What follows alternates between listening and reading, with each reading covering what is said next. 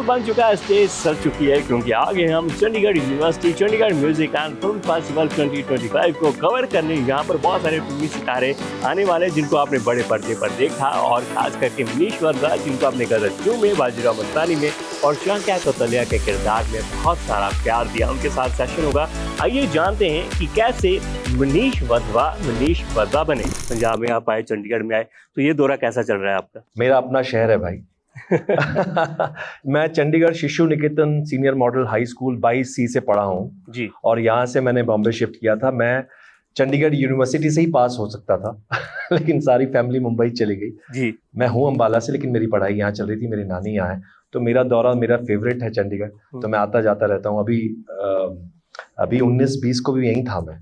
और सबसे गदर 2 का जो अभी आपने ब्लू शर्ट में एक शॉट देखा था, जो डायलॉग बोला था आपने। जी, मैंने यहीं बोला था आपके ग्राउंड में, मेन ग्राउंड में। जी, यहीं प्रमोशन के लिए हम आए थे जी। बहुत ही वंडरफुल सर, बहुत अच्छे किरदार आपने किए, बहुत कुछ सीखने को आपसे मिलता है। मैं आपकी जर्नी में जाऊंगा कि जब एक आदमी दूसरा सपना देखता है कि मुझे क्रिकेटर बनना है, आपने वो सपना देखा, आपने एकेडमी ज्वाइन करी, और सडनली लाइफ में एक चेंज आता है कि वो सपना पूरा नहीं होता, और आप आते हो एक्टिंग फील्ड में। अदाकारी भी बहुत मुश्किल है, बहुत ज़्यादा, उसमें भी बेसिक से आपको शुरुआत करनी पड़ती है, जीरो से शुरुआत करनी पड़ती है। क्रिकेट का वो सफ़र 17-18 साल की उम्र में छोड़कर एक्टिंग में कैसे आया? मैं आपको ये बता दूं कि मैं एक्टर ही बनना चाहता था, क्रिकेट तो मेरा एक सपोर्ट था साथ में। अच्छा। हाँ, इसीलिए मैंने क्रिकेट से साइड ले लिया, क्योंकि जब आप एक चीज़ के लिए एक पूरी तरह से लग जाते हैं, तो एक्टर तो बचपन से ही था कि मुझे सिर्फ एक्टर बनना है जी। वो साथ साथ में एक खेल, एक गेम होनी चाहिए। और जब पता था कि कॉलेज का ही जब कुछ नहीं हो रहा, तो मैं भी बहुत अच्छा प्लेयर ऑफ कोर्स नहीं रहा। सो उसके बाद जब मुझे अपॉर्चुनिटी मिली कि चलो एक्टिंग का जो मिल गया एक चांस, जो मैं करना भी चाहता था, तो उसी में आगे बढ़ गया। तो उसके बाद नाटक भी बहुत सारे किए आपने। हाँ जी। तो एक कहानी ऐसी है कि आप कहीं जा रहे हो और आपके प्रोफेसर आपको मिलते हैं, वो पूछते हैं क्या कर रहा है, फिर आपने बताया कि मैं आजकल ये चीज कर रहा हूँ, तो उन्होंने आपको नाटक ऑफर किया। तो पहला आपने नाटक लिखा अंगूर खट्टे, आई थिंक इट वाज। सो लिखना भी बहुत मुश्किल काम है। कैसे आप अपने आप को एडजस्ट किया, कैसे लिखा, कैसे ऑब्जर्वेशन करी, क्रिएटिविटी कैसे डाली? वो मैंने कैरेक्टर, मतलब वो एक हल्की सी वन लाइन सुनी हुई थी किसी से, तो उसके बाद उसका फिर ड्रामा की तरह से एक लिखा कि कैसे होगा, कि कैसे 5-6 लोग होंगे। एक अंगूर खट्टे हैं, वो एक बड़ी छोटी सी थीम थी। एक शादी वाला ऑफिस है और बहुत सारे लोग वहाँ शादी के लिए आते हैं, वहाँ एक लड़की ऑलरेडी रिसेप्शनिस्ट है और सब उसी पर लट्टू हो जाते हैं। बाकी तो बोलते हैं बाकी लड़कियां छोड़ो, हम तुमसे शादी करने को तैयार हैं। और कैसे वो कहानी घूमती है, वो एक 20 मिनट का एक छोटा सा स्किट था।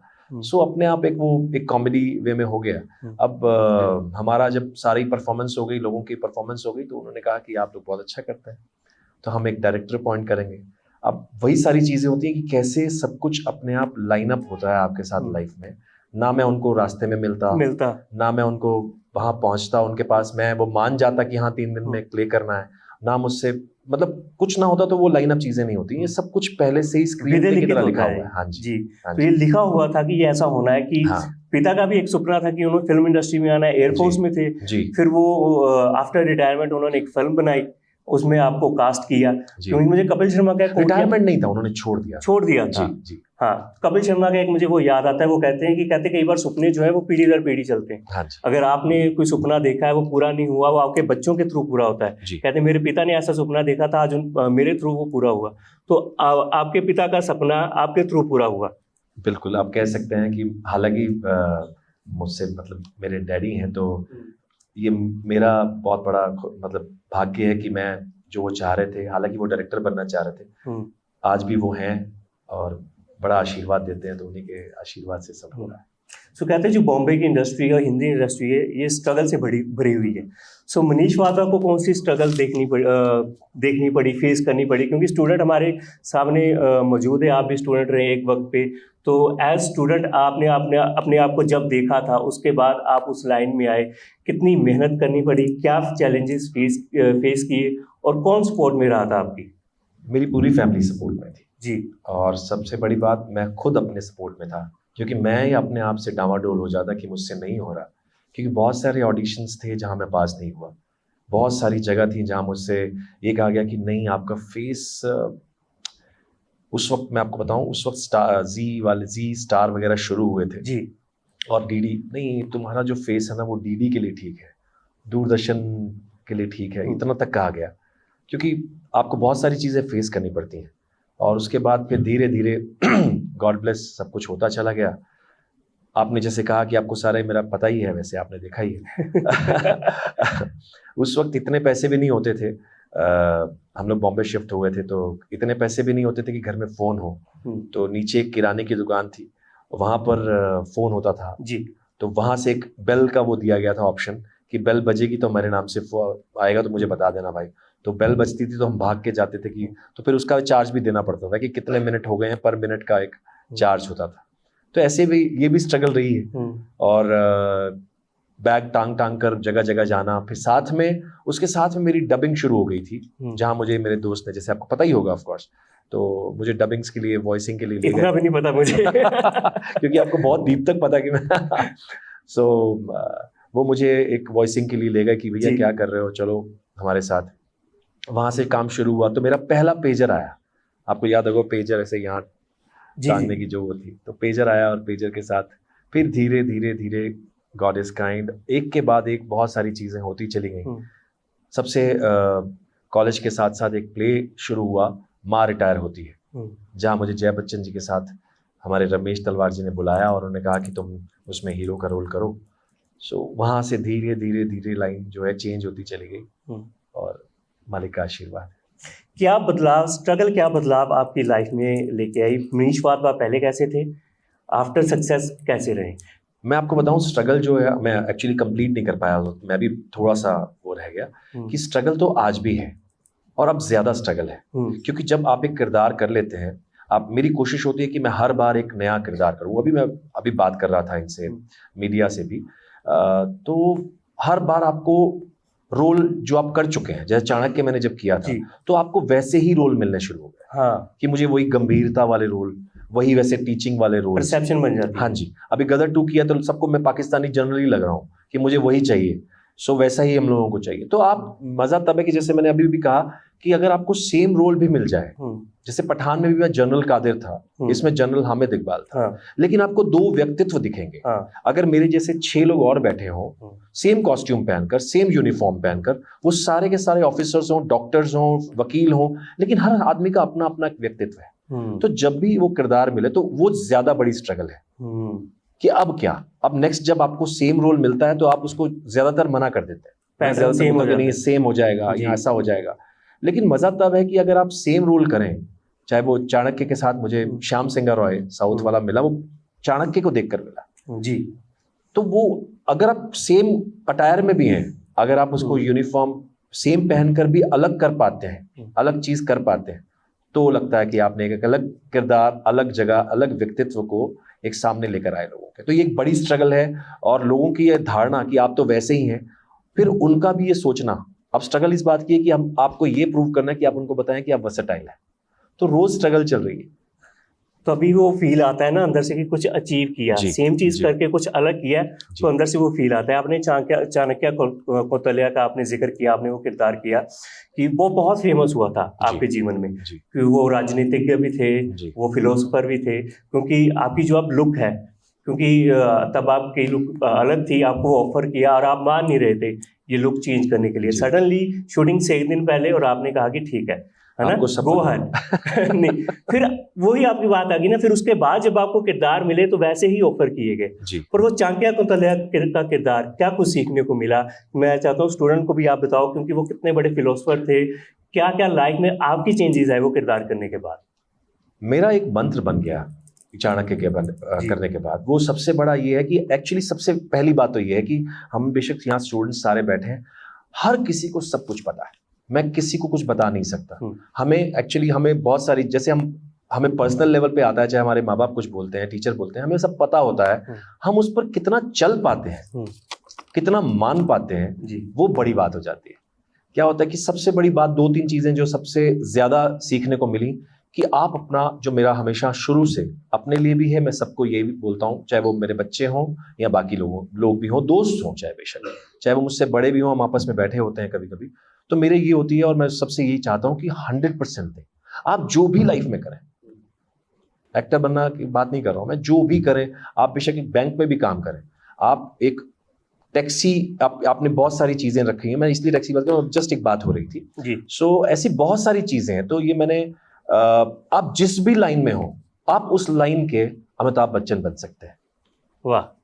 वहां उस स्टार लेवल तक जाना चाहिए आपको, उस लेवल तक स्टार बनना चाहिए कि आप कोई भी लाइन में हो कि हर जगह अपनी डिमांड होनी चाहिए कि भैया ये मैं हूं, क्योंकि मैंने अपना 100% दिया है, 0.0001% भी मैंने कभी नहीं छोड़ा। कभी नहीं छोड़ा, वही 100% देना चाहिए सर। कैसी वो चीज़, अगर आप मेहनत कर रहे हो, आप जा रहे हो किसी पाथ पे जा रहे हो, आप नहीं पहुंच पाते, बहुत सारे लोग हिम्मत छोड़ देते हैं कि नहीं होगा यार, वो आधे पे छोड़ आते हैं।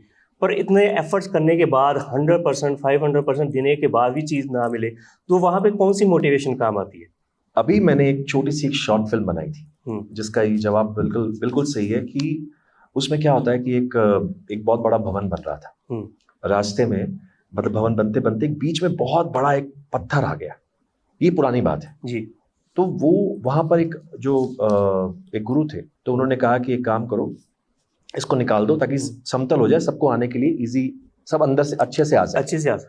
तो उन्होंने क्या किया, अब 2 दिन मेहनत की, अब इतनी सारी सुविधाएं नहीं होती थी तब कि इसको जेसीबी लाएं या तोड़ें या कुछ करें, कैसे निकालें इसको।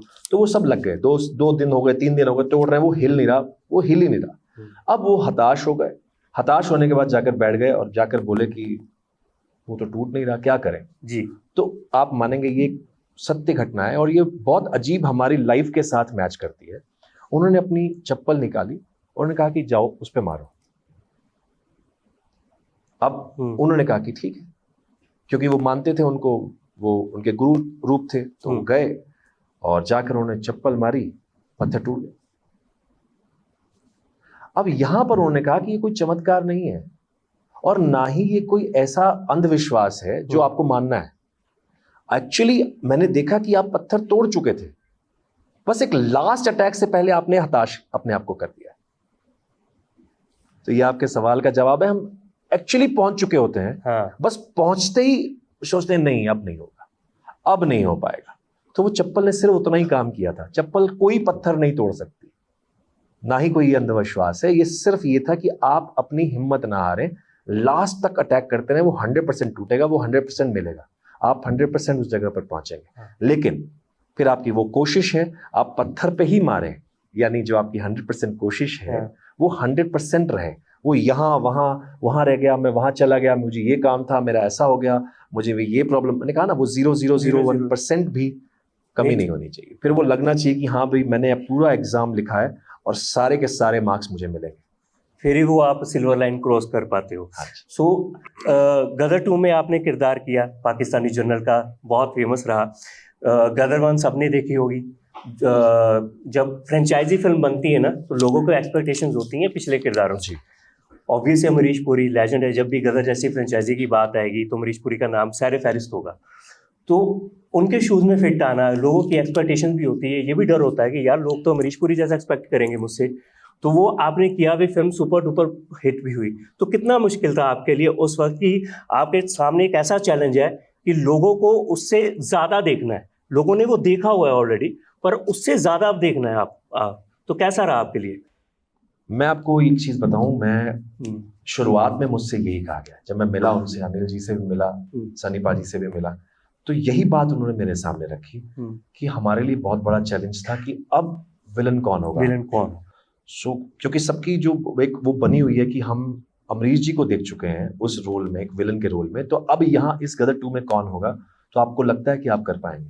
मैं आपको अब बस मैंने उतना ही उस दिन तक ही सवाल सुना था, उसके बाद मैंने ये नहीं सोचा कि मुझे क्या करना है। अगर मैं चैलेंज मान लेता उस चीज को, क्योंकि हो सकता है हर आदमी का अपना अपना एक तरीका है, कई लोग चैलेंज मान के आगे बढ़ते हैं, मैं ये चैलेंज मान के नहीं, मुझे ये था कि मेरे पास जितना रोल है, जितना जैसा मेरा रोल है, मैं उसको अच्छे से अगर निभा गया, क्योंकि वो राइटर ने भी मेहनत की हुई है, डायरेक्टर भी कर रहे हैं, सनी पाजी भी गाइड कर रहे हैं, अगर मैं उतना भी कर गया तो वो अपने आप पहुंच जाएगा।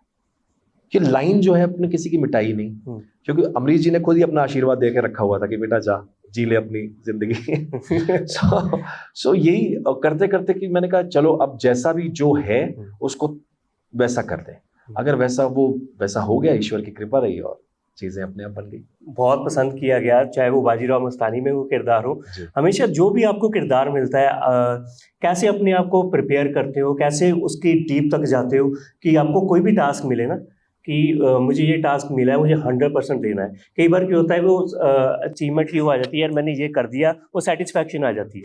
उसको भुला के, उस चीज़ को भुला के कई लोग क्या होते हैं इसलिए लाइफ में आगे नहीं बढ़ पाते, पिछली सफलताओं के लेके वो सर में चढ़ी होती है, फिर वो जो है वो फेड आउट हो जाता है करियर, हाँ जी। वो उतना ही रह जाता है। हाँ वो जी। पिछली चीज़ को भुला के आगे कैसे बढ़ना है। मेरा अपना ये मैं आज भी सेट पर जाता हूँ, आप मानेंगे, मैं हमेशा अपना शॉट ऐसे देता हूँ जैसे ये जिंदगी का मेरा पहला शॉट है। मैं फर्स्ट टाइम ये काम कर रहा हूँ। जिस दिन मेरे अंदर ये आ गया कि अरे ये शॉट है, चलो कर लेते हैं, तो फिर वो अपने आप डाउनफॉल शुरू हो जाएगा। जब आपके अंदर ये आ जाएगा कि this is my first shot, बेशक आपको पता हो, लेकिन आप इस चीज को बिल्कुल एकदम, क्योंकि वहां पर कैमरामैन होते हैं, डायरेक्टर होते हैं, बाकी साउंड रिकॉर्डिस्ट होते हैं, बाकी स्पॉट बॉयज होते हैं, मतलब मैं एकदम उस पे आ गया हूँ, सबकी नजरें आप पर गड़ी होती हैं, सब आपको देख रहे होते हैं कि आप क्या कर रहे हैं, क्योंकि मोस्टली ज्यादातर लोग वही करना चाहते थे। हमारी लाइन में जब हम वहां पहुंचते हैं, ज्यादातर लोग एक्टर बनने आए होते हैं। ये पुरानी, अब तो शायद अब तो बहुत सारे अलग अलग वो खुल गए हैं। पहले ये होता था कि सब एक्टर बनना चाहते थे। तो अब ये सारी नजरें जब आप पर गड़ी हुई हैं, तो आपको इमीडिएट समझ में आ जाता है कि आप क्या कर रहे हैं। अगर आपने जरा भी थोड़ा सा, वही वाली बात आ गई ना कि आपने एग्जाम में जरा भी इतना सा लिखा, जरा सा भी वो छोटा सा भी यहाँ अपने आप को थोड़ा सा दिखाने की कोशिश की, तो आप अपने आप माइनस में जाना शुरू कर देते हैं। आप जितना जैसा वो है उसको वैसा का वैसा करें। अब पेशवा की बात कर रहे थे आप, पेशवा बाजीराव की बात कर रहे थे, यहाँ उसी वक्त मेरा कंस शुरू हो रहा था। पेशवा बाजीराव में मुझे रोमांस करने को मिला, जहां मैं रोमांस भी कर रहा था, बेटे को भी सिखा रहा हूँ, एक अलग कैरेक्टर था, बहुत कमाल कैरेक्टर था। और इमीडिएट मुझे कंस करना था जहां वो एंटरटेनिंग विलन है, तो मेरी साथ में शूटिंग चल रही थी। मैं सुबह पेशवा करके जाता था और दोपहर को जाके कंस करता था, वो साथ में चल रहा था। तो आप वो कम से कम 1.5 से 2 महीने मैंने साथ में किया, क्योंकि वो बंद हो रहा था और ये शुरू होने वाला था। तो बड़ा मजा आया। तो वो बिल्कुल वो कैरेक्टर में लगना नहीं चाहिए कि वैसा है। हालांकि कंस कभी गंजा नहीं होता, तो वो भी एक टास्क था कि अब लोग एक्सेप्ट कैसे करेंगे। तो वो सारी चीजें भी थी। तो बस ये है कि जब भी आप करें उसको बेस्ट दे, साध के करें कि हाँ भाई ऐसा ही करना है। वो प्रिपरेशन जो है आपको बताऊं, वो उसी वक्त होती है, करते करते ही समझ में आता है कि क्या कर रहे हैं। आप पहले डायरेक्टर के साथ बैठते हैं, आप राइटर के साथ बैठते हैं, आप सोचते हैं आपने क्या सोचा है। मतलब बड़ी छोटी सी बात बताऊं कि डायरेक्टर जितना चाहता है जी, हम क्या सोचते हैं कि मैं चाणक्य की प्रतिज्ञा की बात करता हूँ। चाणक्य की प्रतिज्ञा मुझे मिली और मुझसे वो पेज आ गया मेरे पास कि आपने देखी होगी शायद, बाल पकड़कर बोलते हैं कि वो प्रतिज्ञा जैसे महाभारत में थी वैसे चाणक्य में भी थी। तो वो लाइंस आई और एक्टर के पास ऐसी लाइंस जब आती हैं तो आज तो भाई मजा आ गया, आज तो कुछ होने वाला है। सेम वे में डायरेक्टर भूषण पटेल जी मेरे पास आए और हीरो वो ऐसी बात करते हैं, और हीरो आज तो लग रहा है ना फाड़ देगा। मैंने कहा सर बिल्कुल मत सोचना ऐसा। हम जनरली यही सोचते हैं आज तो मेरी लाइंस हैं, आज तो मैं भाई बैंड बजा दूंगा। बिल्कुल मत सोचना, जैसे लिखा है जितना है उतनी लिमिटेशंस में करना। कभी कभी क्या होता है कि हम हर चीज में अपना ज्यादा देने की कोशिश करते हैं, लेकिन डायरेक्टर को इतना ही चाहिए। सेम हमारी लाइफ में भी है, हमें उतना ही चाहिए। हम लेकिन ज्यादातर उत्साहित हो जाते हैं, कभी ज्यादा वो कर लेते हैं। जितना है, जितना स्क्रीन प्ले में है, जितना चीजों में है, जितना डायलॉग्स में है, उतना ही करना। जितना गिलास है उतना ही भरिए। ये है, यही सीखने को मिलता है। सर लीन पैच की मैं यहाँ पे बात करूंगा कि लीन पैच हर किसी की जिंदगी में आता है, कोई भी, चाहे वो इनिशियल स्टेज में आए, चाहे वो मिडल में आए या एंड में आए। तो उस स्टेज में आपकी लाइफ में भी आया होगा कहीं ना कहीं। तो कैसे आपने आपको संभाला, क्योंकि बहुत बड़ा करियर है, कहीं ना कहीं ऐसा भी होता है भी काम नहीं मिलता, और इस इंडस्ट्री में ऐसा होता है बहुत सारे कलाकारों के साथ। उस फेज में कैसे संभाला अपने आप को, कैसे संभालना चाहिए? मेरे साथ हमेशा ऐसा हुआ कि बहुत बार ऐसा हुआ कि मुझे वैसे सोचना पड़ा कि क्या आगे क्या। जैसे मैंने अभी कहा आपसे कि आगे का क्या, अब गदर 2 के बाद, भूल भुलैया के बाद उसी तरह के रोल्स आने शुरू हो जाते हैं, वैसे ही होना शुरू हुआ। तो बस ये होता है कि मन में अपने आप को ये रखना कि हाँ मेरे लिए कहीं रोल लिखा जा रहा है, वो आएगा जरूर। और वो आ जाता है क्योंकि आपने पॉजिटिव सोचा, आपने अपने आप को वही एक पॉजिटिव वाली थिंकिंग मैनिफेस्ट किया कि आपका सब सही हो रहा है। तो वो जब सारी चीजें सोचते हैं हम, तो वो हो जाता है। पॉजिटिव रहना चाहिए। आपके लिए लिखा है, भगवान ने तैयारी रखी है, तो नेगेटिव ना हो कभी लाइफ में। बिल्कुल। सो पॉजिटिव थॉट चाणक्य की हम बार बार बात कर रहे हैं, चाणक्य भी बोलते हैं उनको, चाणक्य भी बोलते हैं उनको। सो कौन सी ऐसी फिलोसफी जो आप लेके चले अपने साथ वो सीरियल करने के बाद, जो अभी तक आपके साथ है और वो आप स्टूडेंट के साथ भी जो मैंने आपसे कहा कि 100% अपना 100% देना है। और सबसे बड़ी बात, सीख छोटे से मिले, बड़े से मिले, दुश्मन से मिले, मित्र से मिले, जहां से सीख मिले। यही अगर हमें चाणक्य के स्टाइल में अगर आप बोल दें हमें तो अच्छा लगेगा। अभी आप डायलॉग्स बुलवाएंगे तो वो लाइंस तो मुझे एग्जैक्ट याद नहीं है, फिर भी एक जो हमेशा वाली जो एक लाइन आती है जो ध्यान में आती है, वो ये आती है कि इच्छा शक्ति, मात्र इच्छा शक्ति ही सफलता का सबसे बड़ा एक नियम है या एक मूल मंत्र है। इच्छा शक्ति के करने के बाद आप उसे ठान लें, ठानने के बाद उस पर 100% लग जाए, विजय माला अवश्य आपका वरण करेगी। क्या बात है, बहुत ही खूब। सर देखिए तालियां आ गई हैं।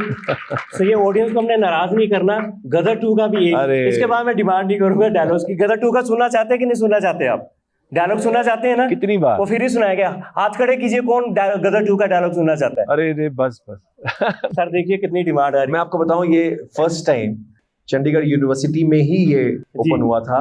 जब हमने प्रमोशन में, जब पहली बार मुझसे सनी पाजी ने कहा था कि काम करो, लाइंस बोल दो, तो वही लाइंस जब यहाँ पर मैंने मेन ग्राउंड में बोली थी, मैं फिर से वही ट्राई करता हूँ। आज सनी पाजी नहीं, आज मैं हूँ।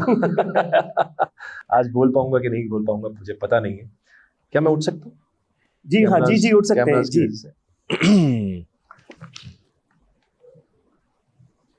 क्या आप में से किसी को सनी पाजी की लाइंस याद है? तो आप बोलेंगे ना?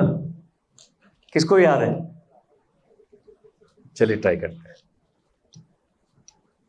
बहुत जुल्म लिए तुम लोगों ने हिंदुस्तान में हमारे मुसलमान भाइयों पर, अब हम उन्हें आजादी दिलाएंगे। क्या बात। कौन यहां से डायलॉग आने वाला था, आया नहीं। सर मैं ही बोल देता हूँ, मेरे डायलॉग नहीं आता, पर बहुत अच्छा आपने ये डायलॉग बोला, क्योंकि सन्नी पाजी की आवाज भी जो निकालनी बहुत मुश्किल है। बट सर गदर 2 में जो आपने ये किरदार किया, उसकी वजह से फिल्म तो हिट हुई, आपको भी आगे बहुत सारा काम मिला। हम आगे कंटिन्यू करते हैं सेशन को। ये सन्नी पाजी का डायलॉग किसी को नहीं आता? अरे किससे आजादी दिलाओगे? हाँ। ये लाइन थी उनकी, किससे आजादी दिलाओगे? तो सर इस तरह के किरदार जब आप हमारे जीवन में आते हैं, है ना, क्योंकि आजकल जो भी चलो इशू चल रहा है हम उसकी तरफ नहीं जाते, बट आपने वैसा, क्योंकि तलफ़ुज़ भी वैसा चाहिए, वैसा रोब भी चाहिए, तो कैसी तैयारियां रही आपकी? कुछ भी नहीं रही, मैं आपको सच बताऊं, क्योंकि बहुत लास्ट मोमेंट पर मैं कास्ट हुआ था और सब कुछ हो चुका था, ये भी आपको पता होगा। सब कुछ सारी चीजें आ गई थी, डेट्स भी आ गई थी, और उसके बाद इमीडिएट कहा कि आपकी 10 से 12 दिन में शूटिंग है। तो प्रिपरेशन के नाम पर ऐसा कुछ था नहीं है सच में आपको बताऊं। सिर्फ एक वो जो इनफैक्ट वो लुक पर ही काम हो रहा था कि एक काम करते हैं, उसमें मुस्टैच रख लेते हैं, यहाँ एक हल्का सा कट दे देते हैं, और सिगार वगैरह का जो एड ऑन था, वो सारी चीजें होती चली गई। और उसके बाद जब मैं पहले दिन वहां पहुंचा लखनऊ में, तो पहले ही दिन अनिल शर्मा जी ने मुझे ये सीन दे दिया। वो मेरी परीक्षा थी, मैं आपको बताऊं। मुझे ऐसा अब फील होता है कि वो मेरी परीक्षा इसलिए थी कि आपको जब पहला ही ये सीन मिल जाता है, अगर आप बाई चांस उसमें थोड़ा सा भी कुछ गड़बड़ कर जाते हैं तो इमीडिएट आप कास्ट चेंज हो सकती है। तो आप किसी और को बुला लेंगे कि नहीं बोल पाया, तो हमने एक फेथ तो रखा है, विश्वास तो रखा है, लेकिन आप मानेंगे जब पहली लाइन बोलने के बाद ही पहली दूसरी तीसरा जब चला गया, उसके बाद अगले दिन वो मेरी सारी लाइंस पूरी यूनिट रिपीट कर रही थी। बड़े मौके पर आया है। तो आज भी जब मैं पहुंचता हूँ मुझसे यही बात करते हैं, बड़े मौके। तो सर इस सेशन बहुत ही वंडरफुल सेशन रहा, पर मैं लास्ट में ये कहना चाहता हूँ, लास्ट बट नॉट लीस्ट, आप अपनी लाइफ में कोई निचोड़ निकाल के स्टूडेंट को कोई मोटिवेशन देना चाहते हो कि जो आप अभी तक लेके चलते हो? मैं बता दूंगी, इनको सब पता है, मैं सच बता रहा हूँ, आज सबको सब कुछ पता है। आज हमारे पास सबसे बड़ी चीज ये टाइम बॉम्ब हमारे पास है। जब ये टाइम बॉम्ब हमारे पास होता है ना, तो हमें सब कुछ पता होता है जी। तो अब तो AI भी आ गया है, बहुत सारी चीजें और भी हैं, लेकिन एक बात बताऊं, AI बनाने वाले भी, ये बनाने वाले भी हम ही हैं। तो हम इससे ऊपर हैं जी, हम इससे ज्यादा अच्छा कर सकते हैं और हमेशा करते भी हैं। तो बस यही है कि जो करना है 100% करना है, सोच समझ कर करना है, और बहुत आगे तक जाने के लिए सोचना है, मैनिफेस्ट अच्छा करना है, हर चीज पॉजिटिव रहना है। और ध्यान जो है ना, वो कोई भी काम करते वक्त, मैंने कहा ना, कोई भी, अगर मैं यहाँ बैठा हूँ और मैं सोच रहा हूँ कोई और के बारे में, तो मैं शायद ये बोल नहीं पाऊंगा ये सारी चीजें। तो सेम चीजें हर चीज के लिए लागू होती हैं जब हम कोई भी काम करें। बहुत मज़ा आया मनीष वधवा के साथ बात करके। उन्होंने अपनी जर्नी शेयर की, कैसे उन्होंने स्ट्रगल करी, कैसे वो एक्टर बने, इस लाइन में आए और कैसे अपने किरदारों को निभाया, और दमदार डायलॉग भी उन्होंने सुनाए। सबसे अच्छी बात जो मुझे उनकी लगी कि हर काम में अपना 100% देना चाहिए। जो मेन बात जिसको वो बार बार कोट कर रहे थे कि आपको एवरी टास्क में, हर टास्क में अपना 100% देना चाहिए, तभी आप ज़िंदगी में सफल होते हैं। तो बहुत मज़ा आया और आई होप कि आपको भी ये इंटरव्यू देख के काफ़ी कुछ सीखने को मिलेगा। So it was great session with Manish Wadhwa in Chandigarh university.